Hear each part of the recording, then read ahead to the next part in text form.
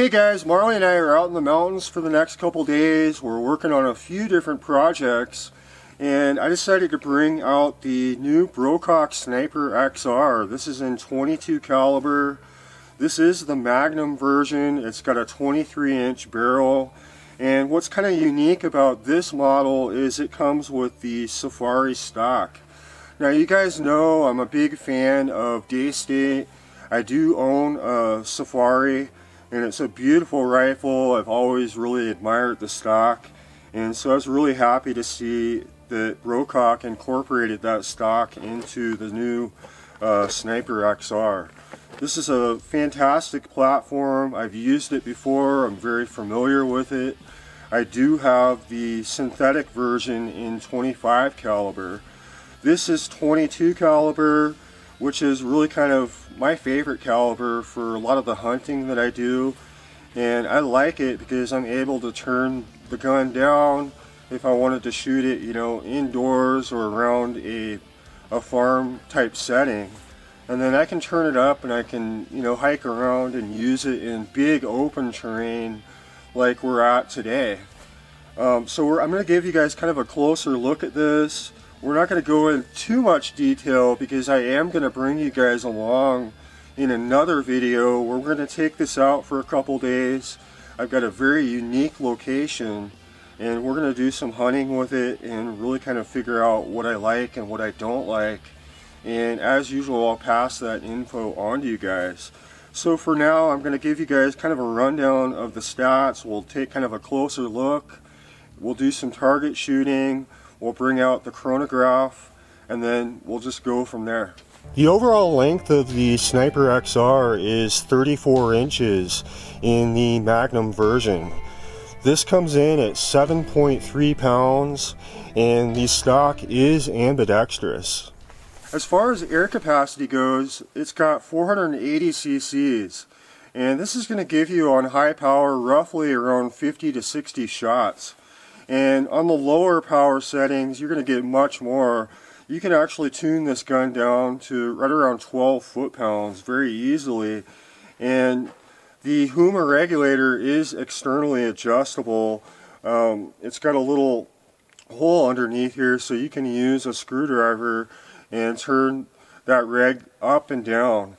And along with that, you can adjust the hammer spring. You would have to remove the stock, but it is very easy to reach. Along with that, you've got 5 increments of adjustment here on the side for on the fly if you want to turn it down. I've seen this, I've used this, and it does work very well, especially around farms where maybe outdoors we need some higher power, and then if we're shooting indoors like for rats or under, you know, conditions where we've got to be a little bit more careful with our backstop, we're easily able to turn this down on the fly. And so for that, this gun is extremely versatile.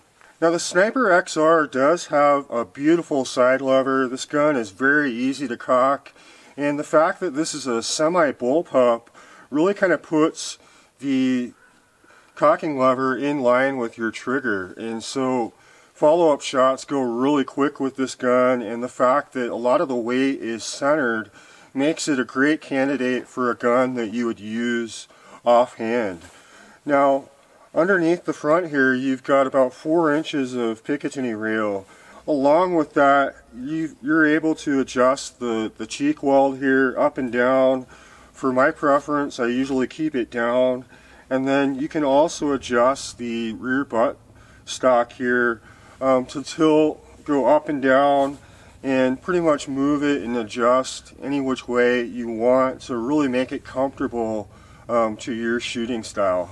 So as mentioned, this is the Magnum version. It comes with a 23-inch barrel.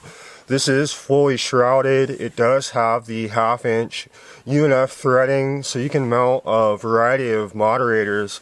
I've got the shorter version of the 0 decibel, which works really well on this gun. In 22 caliber, it really isn't too bad, you know, without a moderator. Having a real strong barrel system is really important, especially in a hunting rifle. We're going to endure, rugged conditions, we might lean it against a tree, we might drop it, we'll set it down. And a lot of other brands simply don't have a strong barrel system. They're floppy, they flex, and your point of impact is going to change. And that's not the case with Brocock. They've done a really good job with how they mount their barrels. I've never had an issue with point of impact changes. I can sight this in, throw it in a hard case, go down a rugged road, unpack it, check my zero, and it's usually always spot on. So that's one thing that I can definitely say with these guns, is they've done an exceptionally good job with their barrels. I really like the paddle safety on this gun. Very easy to use with your index finger. When the safe is on, just perfect. Very easy to use, very simple design. And I really like the simplicity, because when a safety is easy to use, we're most likely going to use it. Now up top here, you've got plenty of Picatinny rail, so you can really adjust your scope, forward or back. I usually mount this just a little further forward because I mount the Tacticam, and that takes up just a little bit of eye relief. And so I always like, having enough room. A lot of guns, you simply just don't have enough room to move the scope forward. You're very limited. Just underneath the fore end is about 4 inches of Picatinny rail, so you can mount a flashlight. I've mounted a Accutech bipod with the leg extensions, which has worked really well for me out in the field in a variety of conditions. The fit and finish on this rifle is exceptional. They've done a great job with the metal work, the anodizing, and the paint. I don't see any burrs on the metal. I don't see any parts that have any kind of metal shavings, any kind of wear. I don't see anything that just looks out of place. And along with the Safari stock, this gun looks really sharp, I think. The trigger on the Sniper XR definitely could be lighter, but I think as far as a hunting trigger goes, it's pretty good. It's set to just about a pound.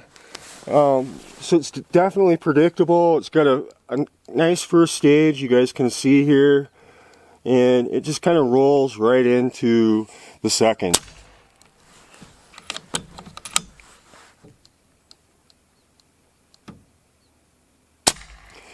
So I definitely think this is a pretty good weight.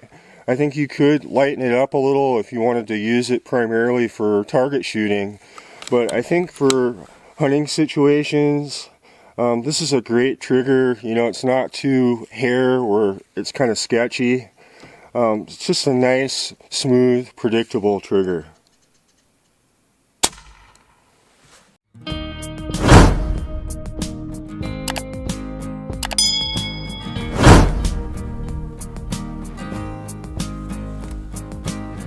Right now I have the Sniper XR tuned for just under 40 foot-pounds. That gives me a really good shot count, and I can turn this up. I could probably get close to 50 foot-pounds out of it if I wanted to turn up the regulator to right around 170, 175 bar. Right now it's set to just about 155, which seems to be good. I get nice consistent groups at 50 yards. And for me, that's the most important. I really want to have a good shot count, and I really want to have, nice, tight, consistent numbers, which in turn is going to give me really good accuracy out of the gun.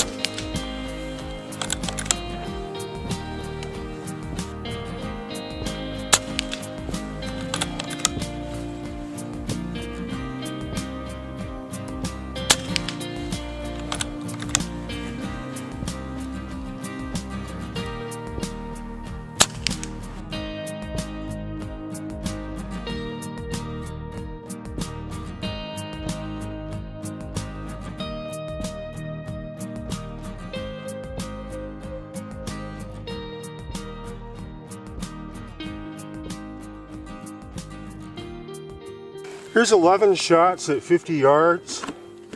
I'm pretty happy with that.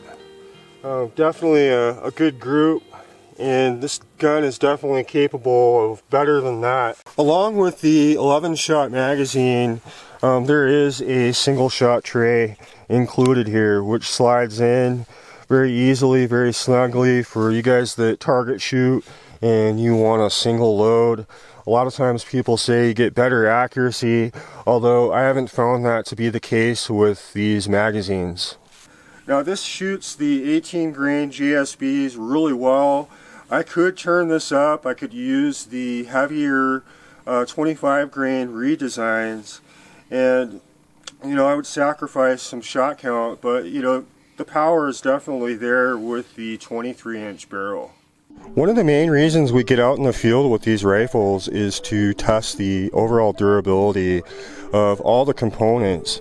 How do they function under real heavy conditions that one might find out in the field, find things that might break, and these are all things that you simply can't find from the bench.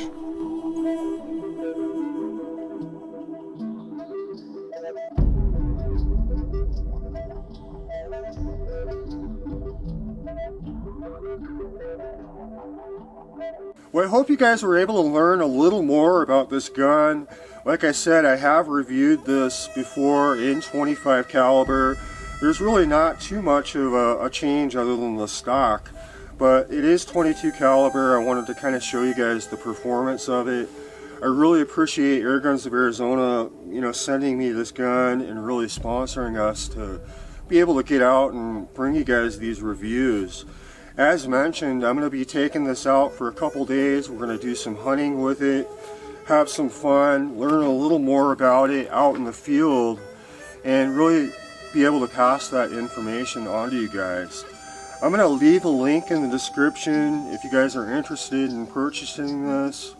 You guys can always reach out to Airguns of Arizona. They're very familiar, very helpful, and they'd be happy to answer any of those questions.